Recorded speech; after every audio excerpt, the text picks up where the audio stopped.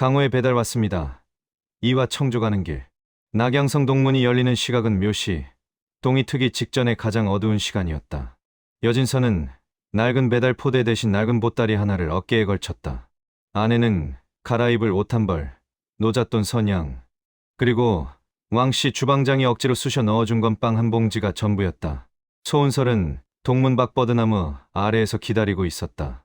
어젯밤의 피습 흔적을 깨끗이 지운 얼굴이었으나 눈 아래 그늘이 짙었다. 아마 한숨도 못 잔 모양이었다. 늦었습니까? 아니요. 소은설이 말했다. 정각입니다. 진서는 그녀를 슬쩍 훑어보았다. 어젯밤 성벽 위에서 본 것보다 차림새가 훨씬 수수했다. 삿갓을 눌러쓰고 평민 여인의 회색 도포를 걸쳤다. 허리의 검도 보이지 않았다. 어딘가에 감추었을 것이다. 유서는요? 소은설이 가슴 안쪽을 가볍게 손으로 짚었다. 품속 깊은 곳이었다. 여기 있습니다. 그럼 가시죠. 진서가 먼저 걸음을 떼었다. 소은설이 그 뒤를 따랐다. 두 사람은 나란히 걷지 않았다. 진서가 두어 걸음 앞서고 소은설이 뒤를 따르는 형태였다. 그것이 의도된 것인지 아니면 자연스럽게 그렇게 된 것인지는 알 수 없었다. 낙양에서 청주성까지는 사흘 길이었다. 관도를 따라 곧장 동쪽으로 가면 이틀 반이지만 그쪽은 사람이 많고 검문이 잦았다. 진서가 선택한 길은 낙양 동남쪽의 구릉지대를 넘어 청주로 들어가는 비공식 상일로였다. 하루가 더 걸리지만 사람 눈을 피하기에는 훨씬 나았다. 왜 이 길을 알고 있습니까? 소은설이 물었다. 진서는 어깨를 으쓱했다. 배달 다니다 보면 별길을 다 알게 됩니다요. 청주에도 배달 한 번 간 적 있거든요. 청주까지 배달을요? 취향로 주방장님 처남이 청주에서 약재상을 하거든요. 설 전날에 특별 주문이 들어왔는데 마땅히 보낼 사람이 없어서. 진서가 한숨을 쉬었다. 그게 저였죠. 소은설이 짧게 웃었다. 어젯밤보다는 조금 더 자연스러운 웃음이었다. 그 약재상 주인은 좋은 분이었습니까? 냉면을 엄청 좋아하는 분이더라고요. 배달 왔다고 저한테 국밥에다 술까지 사주셨어요. 좋은 분 맞죠? 두 사람은 잠시 말없이 걸었다. 동쪽 하늘이 서서히 밝아오고 있었다. 낙양성의 거대한 성벽이 뒤로 멀어지며 좁아졌다. 진서는 걸으면서 주변을 읽었다. 그냥 몸이 그렇게 되어 있었다. 200보 뒤 숲에서 새가 갑자기 날아올랐다. 갈대밭이 바람과 무관하게 흔들렸다. 추적자가 있었다. 최소 한 명. 아가씨. 예. 배고프지 않으세요? 소은설이 약간 의아한 눈빛으로 그를 보았다. 아직은 괜찮습니다. 저는 배고픈데 저기 주막이 보이는 것 같으니까 아침이나 먹고 갑시다. 진서가 가리킨 것은 관도 옆에 자리한 작은 주막이었다. 아직 이른 시각이었으나 연기가 오르고 있었다. 새벽 장꾼들을 상대하는 곳이었다. 소은설은 잠시 망설였다. 사람 눈에 띄는 것이 좋지 않을 것 같습니다. 안 먹고 사흘을 걸을 수는 없잖습니까? 진서가 태연하게 말했다. 그리고 추적자 따돌리는데 사람 많은 곳이 더 낫기도 하고요. 소은설의 눈이 가늘어졌다. 추적자가 있습니까? 갈대밭 쪽에 한 명은 확실하고 구릉 너머에 한 명 더 있는 것 같습니다요. 소은설이 반사적으로 뒤를 돌아보려 했다. 진서가 가볍게 말했다. 보지 마세요. 봤다는 걸 알면 움직임이 달라집니다. 소은설이 시선을 앞으로 고정한 채 조용히 말했다. 어떻게 할 생각입니까? 밥 먹고 생각하죠. 빈속에 생각이 잘 안 납니다.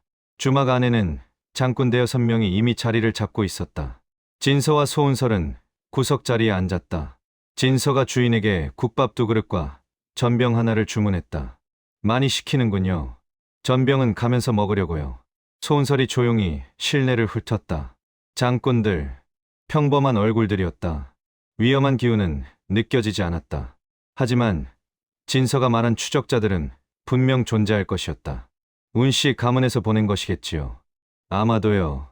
어젯밤 피습과 관련이 있을 수도 있습니다. 그게 더 가능성이 높겠죠. 진서가 국밥을 받아들며 말했다.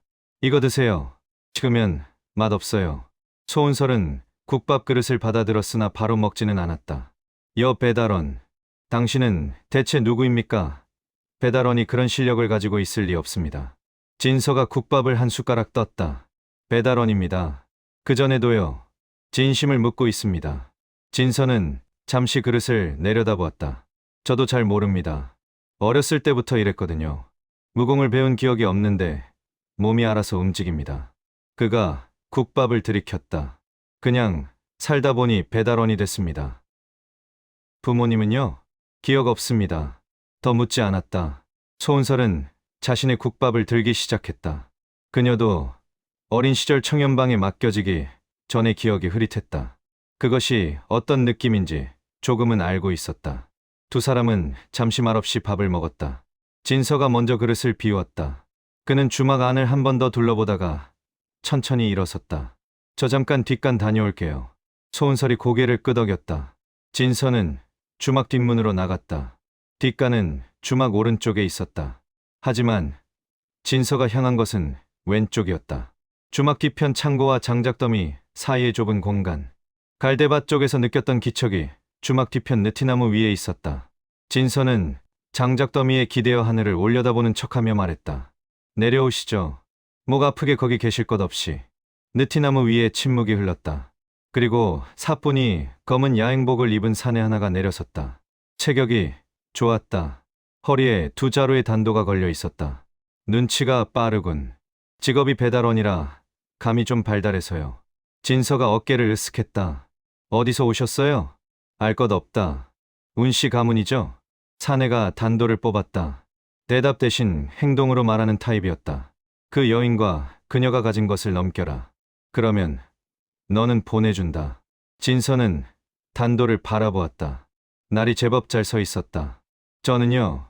진서가 장작더미에서 등을 떼며 말했다. 배달을 시작하면 끝까지 하는 편입니다. 중간에 반품은 안 됩니다요. 죽고 싶으냐? 아니요. 별로요. 사내가 달려들었다. 단도 두 자루가 각기 다른 궤적으로 진서의 가슴과 옆구리를 노렸다. 빠르고 정확한 공격이었다. 암살 훈련을 받은 자의 솜씨였다. 진서의 몸이 왼쪽으로 흘렀다. 발이 지면을 딛는 것인지 미끄러지는 것인지 알 수 없는 움직임이었다. 두 자루의 단도가 허공을 가르는 동안 그는 이미 사내의 옆에 서 있었다. 진서의 오른손 손바닥이 사내의 어깨를 가볍게 쳤다. 가볍게, 정말로 가볍게. 그런데 사내의 몸이 장작더미로 날아가 처박혔다. 장작이 와르르 무너지며 소리가 났다. 사내는 일어서려 했으나 팔이 말을 듣지 않았다. 어깨 혈도가 막혀 있었다.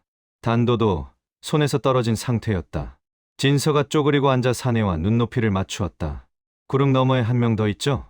사내가 입술을 깨물었다. 말하지 않아도 됩니다. 제가 가서 인사드리면 되니까. 진서가 일어서며 말했다. 한 가지만 여쭤볼게요. 운씨 가문에서 보낸 거 맞죠? 사내가 여전히 침묵했다. 그것도 됐습니다. 진서가 장작더미에서 장작 하나를 집어 그 옆에 놓아주었다. 추우시면 이걸로 피우세요. 혈도는 1시간이면 풀립니다. 진서가 다시 주막 안으로 들어갔다. 소은설은 그의 귀환을 조용히 기다리고 있었다. 처리했습니까? 한 명은요. 구릉 너머 한 명이 더 있으니 나가면서 챙기면 되겠습니다. 소은설이 전병을 챙기며 일어섰다. 도와드릴까요? 됐습니다. 진서가 계산을 치르며 말했다. 아가씨는 체력 아끼세요. 사흘 길을 걸어야 하니까. 구릉 너머의 두 번째 추적자는 진서가 접근하기도 전에 스스로 모습을 드러냈다. 관도를 벗어나 구릉 사면을 오르기 시작했을 때였다. 소나무 몇 그루가 서 있는 중턱에서 사내 하나가 내려서며 길을 막았다. 아까와는 달리 이번에는 장검을 손에 쥐고 있었다. 체격도 더 컸다. 여기까지다. 진서가 소은설 앞에 서며 말했다. 아저씨도 운씨 가문분이세요? 알 것 없다. 그 여인만 놔두고 가면 너는 살려준다. 아까도 그 말 들었거든요. 진서가 한숨을 쉬었다. 이 일을 오래 하셨으면 협상안을 좀 더 다양하게 준비하셔야 하는데. 사내가 장검을 들었다. 진서와의 거리는 두 장 남짓. 장검을 쓰기엔 충분한 거리였다. 죽어라. 장검이 내려왔다. 제법 강한 검비가 실려 있었다. 아까의 암살자보다 격이 높은 실력이었다. 진서는 피하는 대신 앞으로 들어갔다. 장검이 허공을 가르는 순간 진서가 검을 든 사내의 손목 안쪽을 손가락 두 개로 가볍게 누르며 지나쳤다. 딸깍. 손목에 뭔가 맞물리는 소리가 났다. 사내의 손에서 장검이 저절로 떨어졌다. 손가락이 말을 듣지 않게 된 것이었다. 진서가 떨어진 장검을 발로 살짝 옆으로 밀어두었다. 다치셨습니까? 사내가 자신의 손을 내려다보며 황망한 표정을 지었다. 통증은 없었다. 그냥 손이 말을 듣지 않을 뿐이었다. 1시간 있으면 풀립니다. 진서가 구릉 위쪽으로 올라가며 말했다. 검은 가져가세요. 남의 물건 챙겨가는 거 취향이 아니라서요. 소은설이 그를 따라 구릉을 오르며 조용히 말했다. 1시간이면 풀린다. 방금도 같은 말을 했는데. 예, 혈도를 정확히 짚는 것이군요. 몸이 알아서 하더라고요. 소은설은 더 묻지 않았다. 하지만 그녀의 눈이 진서의 등을 바라보는 각도가 어젯밤과는 미세하게 달라졌다. 어젯밤은 도움을 요청하는 눈이었다면 지금은 탐색하는 눈이었다. 구릉 정상에 올랐을 때 낙양성이 저 멀리 작게 보였다. 아침 햇살이 성벽에 반사되어 반짝였다. 소은설이 잠시 멈추어 그것을 바라보았다. 진서는 그 옆에서 전병 봉지를 풀었다. 드실래요? 예, 고맙습니다. 두 사람은 구릉 정상에 나란히 서서 전병을 씹으며 낙양을 바라보았다. 아무 말 없이, 하지만 어색하지 않은 침묵이었다. 소은설이 입을 열었다. 청연방 방주님이 돌아가시기 전날 저에게 이 유서를 쥐어주셨습니다. 그녀의 목소리는 평탄했으나 그 안에 갈라진 무언가가 있었다. 제발 살아달라고. 그것이 마지막 말씀이셨습니다. 진서는 전병을 씹으며 들었다.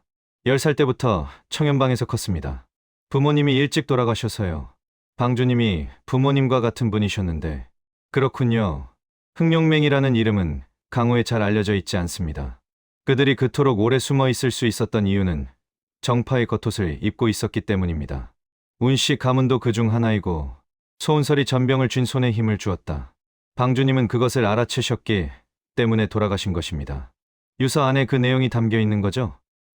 예. 흑룡맹의 구성원 명단과 그들이 지난 10년간 저지른 일들의 증거들이요. 방주님이 10년을 모으신 자료입니다. 진서가 먼 산을 바라보며 말했다. 그걸 청주의원 정사에게 전달하면요. 정사 선생님은 정파 무림 연맹의 원로이십니다. 그분이 움직이시면 무림 전체가 움직입니다. 소은설이 낙양 쪽을 바라보았다. 흑룡맹은 그게 두려운 겁니다. 진서는 고개를 끄덕였다. 단순한 배달이 아니라는 것은 이미 알고 있었다. 그러나 이 정도일 줄은 몰랐다. 10개짜리 외상장부를 받은 기분이네. 그는 전병 봉지를 접으며 말했다. 가시죠. 갈 길이 멀어요. 구릉을 넘자 길이 넓어졌다. 청주 방향으로 향하는 상인들의 행렬이 드문드문 이어지고 있었다. 진서가 그 속으로 자연스럽게 섞여들었다. 소은설도 그의 옆에서 평범한 행인처럼 걸음을 맞추었다. 혹시 신분 밝혀야 하는 상황이 생기면 어떻게 하실 거예요? 소은설이 잠시 생각했다. 낙양에서 청주로 시집가는 여인이라 하면 어떻겠습니까? 진서가 그녀를 슬쩍 보았다. 그럼 저는요? 신랑. 진서가 한숨을 쉬었다. 다른 설정은 없습니까? 오랍이라 하면 외모가 너무 다릅니다. 소은설이 담담하게 말했다. 가장 자연스러운 설정입니다. 알겠습니다. 1시간쯤 지났을 때 두둑한 배를 가진 상인 하나가 진서에게 말을 걸어왔다. 청주 들어가기 전 20리쯤 오산이라는 곳에 요즘 산적이 좀 된단 말이오. 저항하지 않는 것이 제일 상책이오. 감사합니다. 상인이 앞으로 가고 소은설이 조용히 말했다. 오산 산적이라면 청주 일대에서 꽤 유명한 자들입니다. 두령이 전직 무인이라는 소문이 있어요. 진서가 하늘을 잠깐 올려다보았다. 구름이 동쪽으로 흐르고 있었다. 뭐 가봐야 알겠죠. 오산에 도착한 것은 해가 서쪽으로 기울기 시작했을 무렵이었다. 상인들이 말한 대로였다. 산길이 좁아지는 어귀에 67명의 사내들이 길을 막고 서 있었다. 허름한 차림이었으나 저마다 무기를 들고 있었다. 쌍절곤, 도끼, 작두청, 상인 행렬이 멈추었다. 사람들 사이에서 낮은 탄식과 두려움의 웅성임이 퍼졌다. 산적중 앞에 선 사내가 외쳤다. 다들 알지? 통행세다. 한 사람당 은자 하나씩. 반항하면 죽는다. 순순히 내면 아무도 안 다친다. 상인들이 하나둘 품을 뒤지기 시작했다. 진서는 소은설을 돌아보았다. 은자 있어요? 있습니다. 하지만 저는 없는데. 진서가 혀를 찼다. 주방장님이 3냥을 주셨는데 다 구리전이어서. 소은설이 나지막이 말했다. 싸울 생각입니까? 아니요. 진서가 손을 저었다. 은자, 내면 되는데 왜 싸워요? 아가씨가 내시면 됩니다. 그렇게 하죠. 그런데 그때였다. 산적 무리 뒤에서 또 다른 사내들이 나타났다. 처음 무리와는 옷차림이 달랐다. 더 정돈된 흑색 복장이었다. 그중 하나가 산적 두령으로 보이는 사내의 어깨를 잡았다. 너희는 잠깐 비켜. 두령이 고개를 돌렸다. 뭐야, 당신들은? 비키라고. 두령이 인상을 쓰며 버텼으나 흑색 복장의 사내가 뭔가를 귓가에 속삭였다. 두령의 얼굴이 굳었다가 이내 길을 비켜섰다. 흑색 복장의 사내들이 앞으로 나서며 행렬을 훑기 시작했다. 눈이 한 사람씩 지나쳤다. 진서는 직감했다. 이쪽을 찾는 거다. 소은설도 같은 것을 느꼈는지 모자를 더 깊이 눌렀었다. 흑색 복장의 사내들은 차례차례 상인들의 얼굴을 확인하며 나아왔다. 그들의 눈에는 품에 쥔 인상착의 쪽지 같은 것이 있는 듯했다. 세 번째, 사내가 진서와 소은설 앞에 멈추었다. 당신들 어디서 왔소? 진서가 소은설의 팔을 잡았다. 부부처럼 자연스럽게. 낙양입니다요. 처가 인사드리러 청주 가는 길인데요. 색시 얼굴 좀 봅시다. 왜요? 묻는 말에 대답이나 해. 소은설이 고개를 들었다. 삿갓 아래의 얼굴이 드러났다. 사내의 눈이 잠깐 빛났다. 찾았다. 사내가 손을 들어 신호를 보내려 하는 순간 진서의 왼손이 그 팔을 잡았다. 그 동작이 얼마나 빨랐냐 하면 사내 자신도 자신의 팔이 잡혔다는 것을 인지하기까지 한 박자가 걸렸다. 진서가 사내의 귀에 대고 조용히 말했다. 소리 지르지 마세요. 다치기 싫으면. 사내가 입을 열려 했다. 진서의 손가락이 그의 팔꿈치 안쪽 특정 부위를 누른 순간 사내의 목에서 소리가 사라졌다. 성대에 연결된 혈도였다. 뒤에 동료들 몇이나 있어요? 사내가 대답할 수 없었다. 목소리가 나오지 않으니까. 진서가 손가락을 약간 풀었다. 5. 사내가 쉰 목소리로 말했다. 뒤에서 합류하기로 되어 있는 인원 포함해서요. 사내가 눈을 크게 떴다. 12. 진서가 다시 혈도를 눌렀다. 사내가 조용히 쓰러졌다. 의식을 잃은 것이었다. 주변 상인들이 어리둥절한 얼굴로 보고 있었다. 무슨 일이 일어났는지 파악하지 못한 표정들이었다. 나머지 흑복 사내들은 아직 이쪽을 제대로 보지 못한 상태였다. 진서가 소은설의 팔을 이끌며 행렬 옆 숲을 쪽으로 조용히 빠져나갔다. 아가씨, 빠르게 움직여야 합니다. 알고 있습니다. 두 사람이 숲으로 들어간 것을 눈치챈 건 흑복 사내들 중 가장 눈이 빠른 자였다. 그가 외쳤다. 저기다. 숲을 속 다른 박질이 시작되었다. 진서는 소은설의 손을 잡고 달렸다. 소은설은 진서가 예상한 것보다 훨씬 빨리 달렸다. 무인의 신법이 깔려있는 걸음이었다. 오른쪽. 진서의 외침에 소은설이 반사적으로 꺾었다. 그 순간 왼쪽에서 비수 하나가 날아와 나무 기둥에 박혔다. 뒤에서 추격하는 것이 5, 앞에서 차단하려는 것이 2인가 3. 진서의 머릿속에서 지형이 그려졌다. 오산의 지형을 알고 있었다. 3년 전 청주 배달 때 이 길을 지났었다. 이쪽으로 오세요. 진서가 방향을 바꾸었다. 수풀이 끝나는 곳에 낮은 절벽이 있었다. 높이는 한길 남짓, 아래는 얕은 개울이었다. 뛰어야 합니다. 소은설이 절벽 아래를 보았다. 알겠습니다. 두 사람이 동시에 뛰어내렸다. 개울물이 차가웠다. 소은설은 착지와 동시에 균형을 잡으며 물보라를 최소화했다. 진서는 그냥 첨벙 빠졌다. 절벽 위에서 추격자들이 멈추는 소리가 들렸다. 뛰어내릴지 말지 망설이는 기척이었다. 진서가 흠뻑 젖은 채 개울에서 일어나며 말했다. 아, 차가워. 소은설이 그를 바라보았다. 진서는 물을 뚝뚝 흘리며 앞을 가리켰다. 개울 따라 내려가면 청주 방향관도로 다시 나옵니다. 추격자들은 둘러가야 하니까 시간이 좀 생길 거예요. 확실합니까? 3년 전에 왔을 때 이 개울에서 발을 씻었거든요. 소은설이 잠시 그를 바라보다가 입을 열었다. 그때도 배달이었습니까? 예. 수고가 많으십니다. 진서가 젖은 머리를 털며 걷기 시작했다. 밥값은 해야죠. 해가 완전히 지고 나서야 두 사람은 관도 근처의 낡은 역관에 들었다. 역관은 낡고 허름했다. 방이 3개 있었고 그중 2개는 이미 차 있었다. 남은 방 하나는 침상이 2개였다. 주인 노파가 별 생각 없이 2사람에게 방 열쇠를 넘겼다. 신혼부부 정도로 보였을 것이다. 방 안에 들어서자 소은설이 먼저 입을 열었다. 저는 의자에서 자겠습니다. 침상은 사용하십시오. 아니요. 제가 바닥에 자면 됩니다. 저는 무인입니다. 불편한 자세에 익숙합니다. 저도 배달원이라서요. 진서가 바닥에 앉으며 말했다. 계단 아래에서도 자본 적 있어요. 소은설이 잠시 그를 보다가 결국 침상에 걸터 앉았다.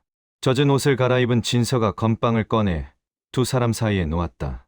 저녁은 이것뿐입니다요. 괜찮습니다. 2사람이 건빵을 씹으며 침묵이 흘렀다. 여관 밖에서 바람 소리가 들렸다. 소은설이 먼저 말했다. 오늘 고생 많으셨습니다. 일이 본래 이런 거죠. 감사합니다. 진서가 건빵을 한 조각 더 씹으며 말했다. 내일은 관도를 피해야 합니다. 오산 쪽에 합류 인원이 더 있을 거예요. 하루 더 걸리는 우회로로 가죠. 소은설이 고개를 끄덕이며 말했다. 청주에도 흑룡맹 사람이 있을 겁니다. 정사 선생님께 정면으로 접근하기 어려울 수 있어요. 다른 방법은요? 선생님 별장이 청주 외곽 서쪽 호수 근처에 있습니다. 아는 사람이 많지 않은 곳이에요. 청연방 사람들은 알겠죠? 예. 2사람은 잠시 말이 없었다. 그 침묵 속에 청연방 내부 배신자의 가능성이 무겁게 담겨 있었다. 내일에 뜨기 전에 출발합시다. 소은설이 벽에 등을 기댄 채 눈을 감았다. 경계를 서려는 자세였다.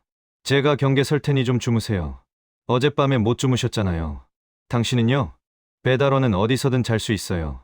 장점입니다. 소은설이 잠시 망설이다 조용히 눈을 감았다. 잠드는데 오래 걸리지 않았다. 이틀의 피로가 한꺼번에 쏟아진 것이었다. 진서는 바닥에 등을 기대고 앉아 역관 전체의 소리를 읽었다. 바람, 낙엽, 멀리서 짖는 게 이상한 것은 없었다. 흑룡맹, 강호 절반을 먹은 조직, 그리고 전달해야 할 유서. 성벽 위에서 달빛을 보러 올라갔다가 여기까지 왔다. 스스로도 어떻게 이렇게 됐는지 알 수 없었다. 소은설의 고른 숨소리가 들렸다. 진서는 이상하게도 그것이 마음을 조금 놓이게 한다는 것을 느꼈다. 이틀 반이 남았다. 역관의 밤이 깊어졌다. 달이 창문 틈으로 비스듬히 들어왔다. 진서의 보따리 속에서 건빵 봉지가 바스락거렸다. 청주로 가는 길 위에서 흑룡맹의 추격은 아직 끝나지 않았다. 그리고 그들이 모르는 것이 하나 있었다.